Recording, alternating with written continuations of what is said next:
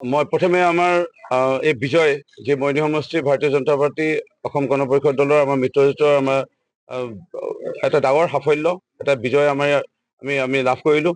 ইয়াৰ বাবে আমি বিজয় উৎসৱ আমি আমাৰ ভাৰতীয় সৈনিকসকললৈ আমি উৎসৰ্গা কৰিছোঁ। আৰু মাননীয় মুখ্যমন্ত্ৰী ডক্টৰ হিমন্ত বিশ্ব শৰ্মা ডাঙৰীয়াৰ যি আহ্বান আছিলে যে আমাৰ ভাৰতীয় জনতা পাৰ্টি আৰু অসম গণ পৰিষদ আমাৰ NDA মিত্ৰজোঁটৰ প্ৰাৰ্থীসকল জয় হোৱাৰ পিছত আমি কোনো বিজয় উৎসৱ বা আমাৰ ক'তো ভোজ বা ক'ৰবাত প্ৰীতি ভোজ বা ক'ৰবাত আতচবাজি বোম ফুটাব নালাগে, প্ৰচেছন ৰেলী শোভাযাত্ৰা কৰিব নালাগে। এয়া আমাৰ এটা ডাঙৰ মাননীয় মুখ্যমন্ত্ৰী মহোদয়ে সিদ্ধান্ত লৈছিল। আৰু যিসকল আমাৰ অসমৰে সন্তান আমাৰ শৰ্মা ডাঙৰীয়াকে লৈ আমাৰ ভাৰতবৰ্ষৰ কেইজন সন্তানে ইতিমধ্যে প্ৰাণ দিছে, তেওঁলোকৰ পৰিয়ালৰ কথা, তেওঁলোকৰ পৰিয়ালৰ সকলো কথা মনত আনি পেলাই আমি যেন এইসমূহ বিজয় উৎসৱ পালন নকৰোঁ। এই মাননীয় মুখ্যমন্ত্ৰী মহোদয়ে যি মহানুভৱতা প্ৰদৰ্শন কৰি পেলাই আমাক পৰামৰ্শ দিলে, তেখেতসকলে অশেষ ধন্যবাদ জনাইছোঁ। আৰু তেখেতৰ এই কথা লৈ পেলাই আমাৰ যিসকল প্ৰাৰ্থী বিভিন্ন কাৰণত তেওঁলোকে আজি উৎসৱ পালন কৰা লৈ পেলাই টকা সংগ্ৰহ কৰিছিল, কমেও 10,000, 15,000, 20,000 সকলোৱে আমাক দান দিলে। আৰু আজিৰ তাৰিখত আমি প্ৰায় 3 লাখ মান টকা আমাৰ একাউণ্টত জমা হৈছিল।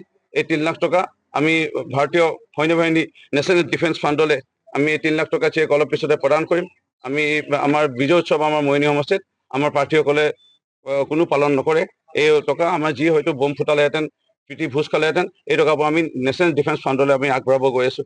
NDA মিত্ৰজোঁটৰ আমাৰ প্ৰাৰ্থীসকলৰ জয়টো মই প্ৰাৰ্থীসকলক আজি একো দিব পৰা নাই। মুখ্যমন্ত্ৰী যিহেতু নিৰ্দেশনা দিছিল যে কোনো আনন্দ উল্লাস কৰিব নালাগে, আমি মাথো গামোচা এখনে তেওঁলোকক সমন্বয় জ্ঞাপন কৰি এইটোৱে ক'ব বিচাৰোঁ যে অহংকাৰী ভাৱ নানিব, একেবাৰে ঠাণ্ডা মগজৰে একদম তল পৰি পেলাই ৰাইজৰ মাজত থাকি পেলাই কাম কৰি যাব। আৰু এতিয়া আপোনালোকে শুই থকা সময় নহয়, মাননীয় মুখ্যমন্ত্ৰী মহোদয়ে নিৰ্দেশনা দিছে, যদি ক'ৰবাত যুদ্ধকালীন পৰিৱেশ এটা সৃষ্টি হয়, পুনৰাবৃত্তি হয়, তেতিয়া আমি আমাৰ হয়তো ভাৰতীয় সৈনিকসকলৰ কাৰণে আমি প্ৰদান কৰিব লগা হ'ব পাৰে। ক'ত আপোনালোকৰ তাত যুৱকসকল আছে, ইচ্ছুক ৰক্তদাতাসকলৰ নাম, তেওঁলোকৰ মোবাইল নাম্বাৰ, তেওঁলোকৰ কি গ্ৰুপৰ তেওঁলোকৰ ৰক্ত সেইটো আপোনালোকে তালিকা প্ৰস্তুত কৰক। এতিয়া শুব নোৱাৰে, জিকিলে এতিয়া জিৰণি ল'ব নোৱাৰে। দ্বিতীয়তে ক'ত আৰ্মি সৈন্য বাহিনীত কৰ্মৰত লোক আছে আমাৰ মইনী সমষ্টিৰ বিভিন্ন গাঁৱত, বাগানত, চহৰ অঞ্চলত, তেওঁলোকৰ তালিকা প্ৰস্তুত কৰক। তেওঁলোকৰ ঘৰত খা খবৰ লোৱা আপোনালোকে আৰম্ভ কৰক।